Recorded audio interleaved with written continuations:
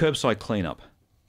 This is one that I know that a lot of people have raised this with me over the years because Brisbane has curbside cleanup, Moreton Bay doesn't. And I know, Allan Sutherland, when you've been in here before, we've had the question come up, and the answer has been, well, there are no tip fees in Moreton Bay. That's sort of the counter to not having curbside cleanup.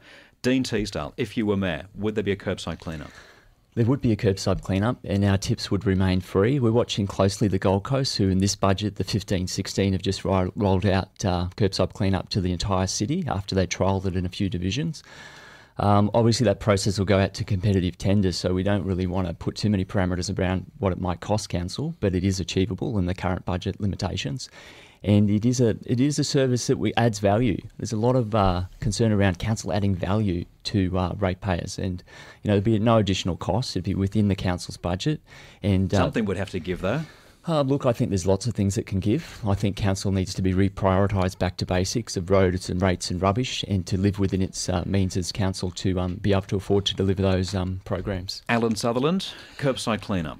Yes, it comes up at every budget and we consider it at every budget. I guess one of the things for Moreton Bay Region is the size. We're over 2,000 square kilometres and our pricing on curbside cleanup is astronomical. When you look at some of the divisions that are over 800 square kilometres, you can't really have it for one section of the community and not the other.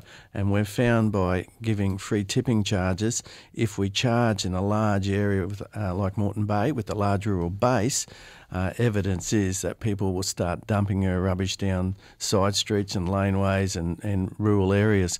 So we'd rather keep the totally free tips to encourage people to use those themselves and avoid the very, very costly curbside cleanup. It's not as though we've got the burbs and suburbs where we can just drive up and down side streets. When we get to the rural res areas, it's a very diverse and large area. Very expensive. Dean, you're shaking your head. Yeah, look, that's great to say it's very expensive. I'd like to see the modelling rather than just a statement like that. I've looked at the Gold Coast, which is the most recent one that's rolled it out across their whole city, and we're looking around $2 or $3 million per annum.